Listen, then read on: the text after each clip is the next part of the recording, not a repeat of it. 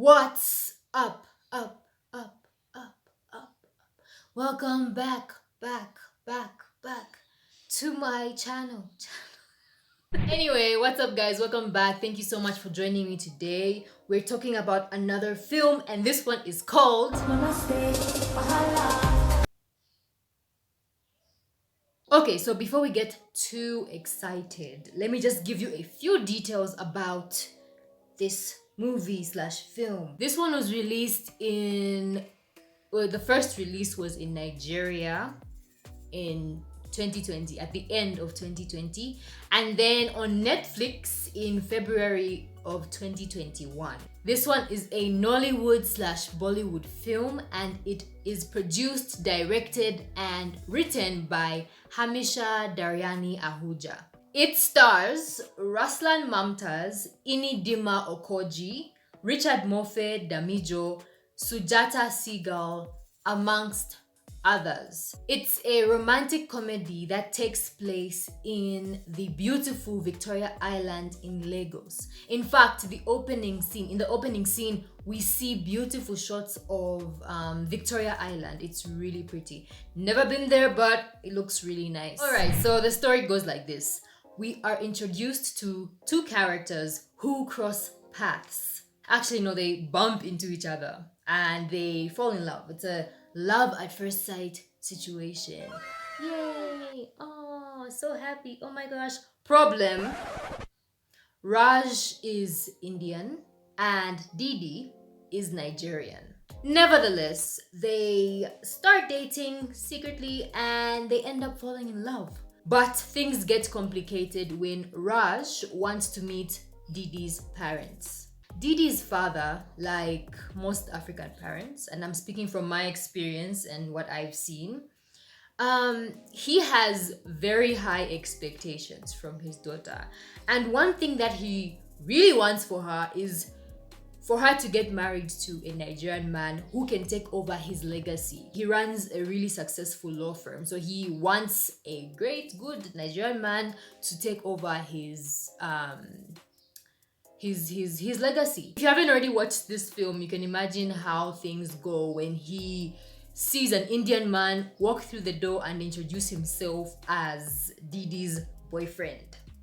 Yeah, he's not happy. He's furious. Funny enough, the same thing happens with Raj's mom. So Raj's mom just shows up out of the blue unexpectedly from India and comes to visit Raj. And when she meets Didi, she's surprised and not very happy because to her, Didi can't take care of Raj like an Indian woman can. So problems. On top of all this, Didi has to deal with not being considered a real lawyer by her own father. Why? Because Didi has decided to work for an NGO helping abused women. Her father basically says that, and I quote, "That is not a real job, it is a hobby." I know. With all this happening, our protagonists have to deal with so much. But I don't want to give everything or too much away, just in case you haven't watched it. I will just say though that it is a happy ending. I am now going to give you guys my take on this movie. And before I do, just to keep things friendly, since we're all friends here, these are my opinions, and if you don't agree, it's okay. We can still talk about it, okay? You know I love you. So firstly, I really like the contrast between the backgrounds of these two characters, their situations. It brings in a lot of conflict, which, as we know, is essential for good storytelling. Conflict. Yeah, just a tip if you're writing something.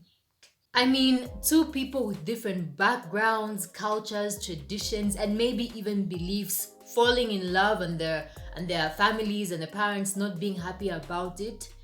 We pretty much have a Romeo and Juliet situation, without the death, of course.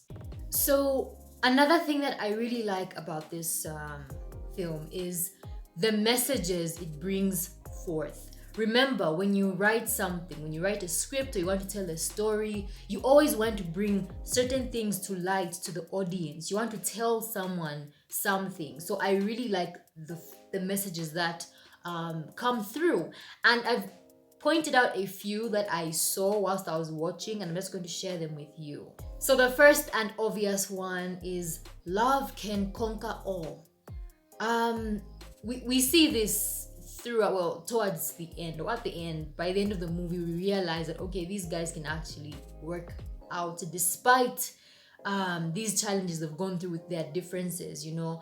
Love can conquer all, which is a very beautiful message. The second point, these two families aren't as different as they think they are. So this is actually a point that was highlighted by the creator. You know, in the film, both families are so, you know, concerned about how different the other is, and, you know, this one can't do this and this one can't do this. But eventually they realize that, oh, they're actually not that different. And you know what? From watching Bollywood and Nollywood, I have actually seen this. For example, both of them really respect their elders. You know, it's really important for both cultures to respect their elders. Another thing, both cultures really value marriage. And speaking of marriage, both of them really go all out when it comes to weddings. If you've seen a Nigerian wedding and you've seen a Bollywood wedding, you know what I'm talking about. Like, those guys go all out. So just right there, they have these similarities, and I'm sure there are many more. And the last point, which I think touches a bit on equality, Didi's father is, you know, looking for someone to marry her so that that person from somewhere else can come and take over his legacy when he has his own blood right there, an intelligent, a great lawyer right there, and he doesn't consider her. So I thought that touched a bit on equality. In the end, he sees a potential, which is great. But yeah, I think that came through for me whilst I was watching it. So yeah. So before I wrap up everything, I just want to talk about my first impressions. Actually, before watching it, I had heard about it and I actually did see the trailer. Yeah. I was like, this is going to be something else. Because if you guys have watched Nollywood films and Bollywood films, you know what I'm talking about. I was like, are these people really going to bring Bollywood and Nollywood together? This is going to be the most dramatic film of the year. Which obviously I wouldn't have mind, like, if it was super dramatic and I'm like, yes. But I thought it was just going to be super dramatic with a lot of music and colors and everything. And, you know, at some point someone going crazy and I don't know, But I have to say I was pleasantly surprised. I wasn't expecting to like it the way I liked it. I think it was well written, it was, you know, filmed well. There were a bit of sound issues in some scenes, but otherwise it's a good movie. Like, if you want to sit down and chill and just watch something, I'd recommend this. And I think it brings to light some of the points that I talked about. By the way, this is Hamisha Daryani Ahuja's first movie. Can you guys believe this? For someone's first movie, this is great. Yeah, I mean, if this is her first, I don't know. I'm looking forward to seeing her second, third, and fifth, and whatever else she has in store for us. Alright guys, that is the end. Thank you so much for watching. I upload film-related videos every Monday, skits every Wednesday, and random/vlog type of videos every Friday. So if you haven't subscribed, please do. I'd really appreciate it. Yeah, so from me and my crew, which is me, peace and namaste.